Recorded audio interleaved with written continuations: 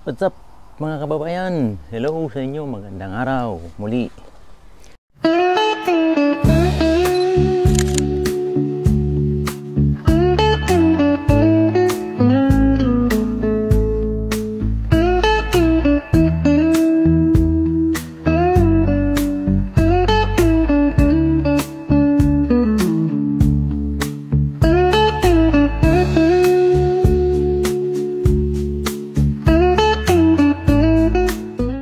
Ngayong araw mga kababayan, magha-harvest tayo ng peanut o mani.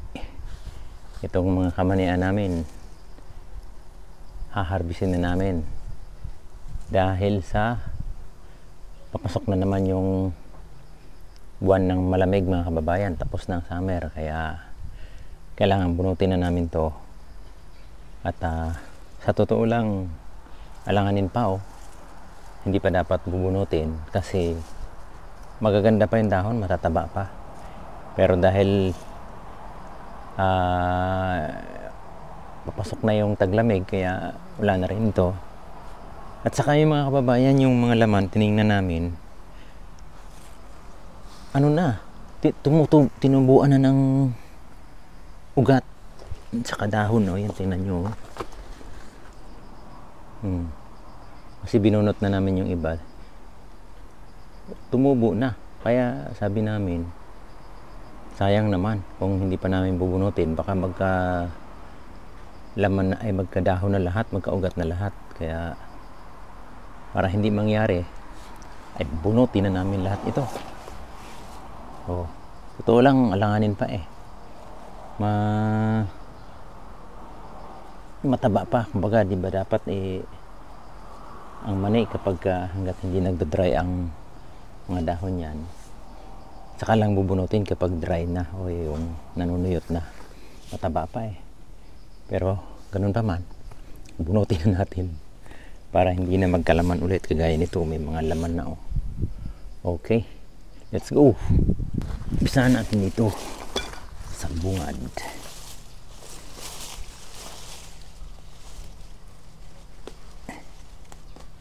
Charan, charan, charan. Oho, ayan no.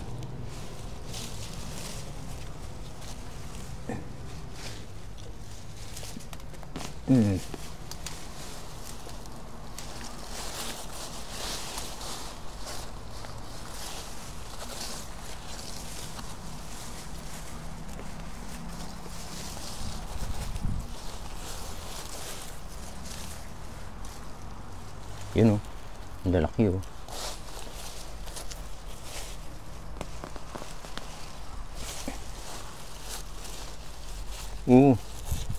taba naman ito.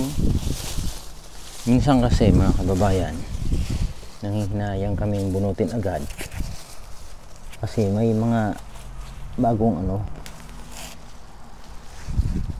mga mura pa yung iba. Kumbaga parang titigas pa sana binunot na agad. Pero ganun pa man kasi yung iba tinutubuan na ng ugat. Ayun no.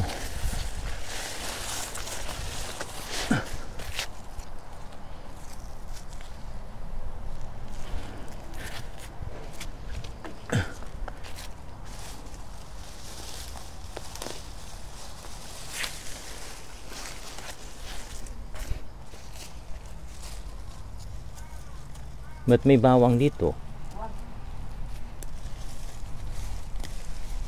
Tumubo yung mani ng bawang, nagkalaman ng bawang.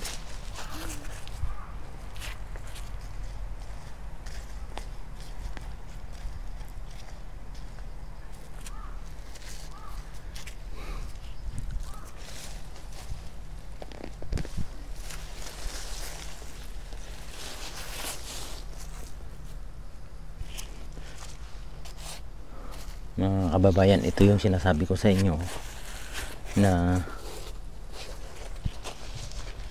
nagkaugat.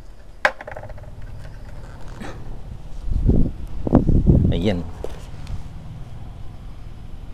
tingnan nyo naman laman ng mani, nagkaugat na siya. Oh, ito pa, pananim na ito ulit eh.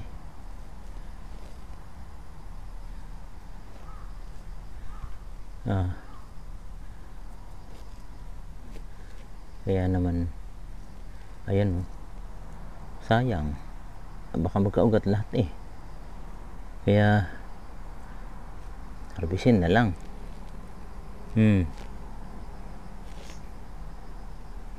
Yan oh.